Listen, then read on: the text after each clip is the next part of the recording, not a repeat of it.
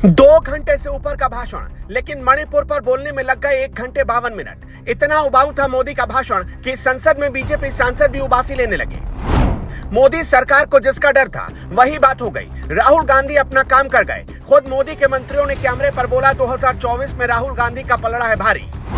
मोदी राहुल गांधी से क्यों है इतना परेशान? एक तस्वीर ने खोल दिया राज। राहुल गांधी के भाषण के डर से भागे थे मोदी। संसद में लगा इंडिया इंडिया मोदी मोदी के नारे। सबसे पहले आपको कुछ तस्वीर दिखाते हैं, उसके बाद मोदी के भाषण का विश्लेषण करेंगे और आपको बताएंगे कि कैसे राहुल गांधी का डर मोदी के मन में बैठा हुआ है। तस्वीर नंबर 1, एनडीए के सांसद उबासी लेते हुए। तस्वीर नंबर 2, एनडीए के एक और सांसद उबासी लेते हुए।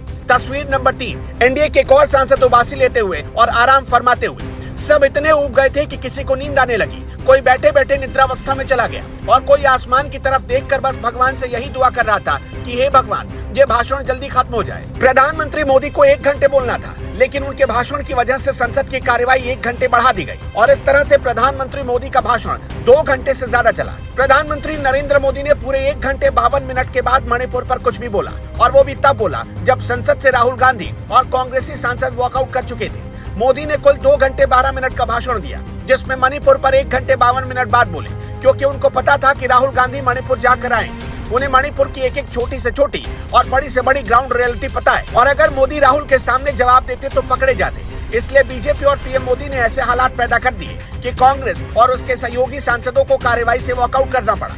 बेशक राहुल गांधी ने अपने संबोधन से मणिपुर को लेकर एक लकीर खींच दी। मोदी सरकार के तमाम मंत्रियों, नेताओं, रणनीतिकारों को इसी लकीर का डर था। मणिपुर में हिंसा और महिलाओं के साथ हुए अत्याचार के बाद प्रधानमंत्री मोदी ने अपनी संवेदना व्यक्त की, लेकिन इसके बाद कुछ नहीं कहा। पीएम का जवाब झूठा साबित न हो जाए, इसलिए उनसे एक दिन पहले अमित शाह ने बोलकर माहौल बनाया ताकि पीएम को बचाव करने का एक प्लेटफॉर्म मिल जाए। जो पीएम मोदी अब तक मणिपुर पर एक शब्द बोलने से भाग रहे थे, उन्हें आखिरकार मणिपुर पर बोलने को मजबूर होना पड़ा, और ये थी राहुल गांधी की ताकत, उनकी कामयाबी, उनकी जीत। कांग्रेस और राहुल गांधी का ऐसा फोबिया छाया कि 2 घंटे के भाषण में मोदी सबसे ज्यादा बार अगर किसी शब्द का इस्तेमाल करते दिखे तो वो कांग्रेस थी।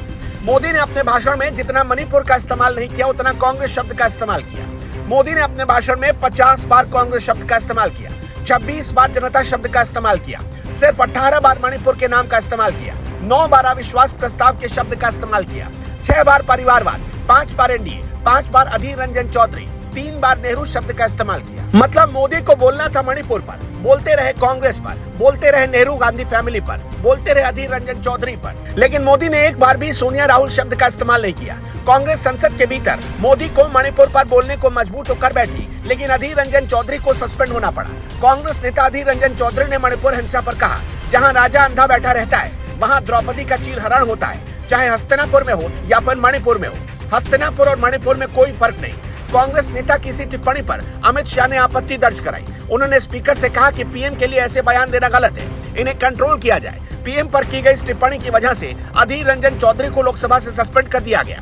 खैर, इतना तो तय है कि अब की बार संसद के भीतर जिस तरह से बीजेपी विरोधी पार्टियों ने राहुल गांधी का साथ देकर उन्हें ताकत दी, इसका सीधा मतलब है कि सारे लोगों को लगने लगा कि मोदी को कोई रोक सकता है तो सिर्फ राहुल गांधी। क्या आपको भी ऐसा लगता है? तो अपना जवाब हमें कमेंट करके जरूर बताइएगा।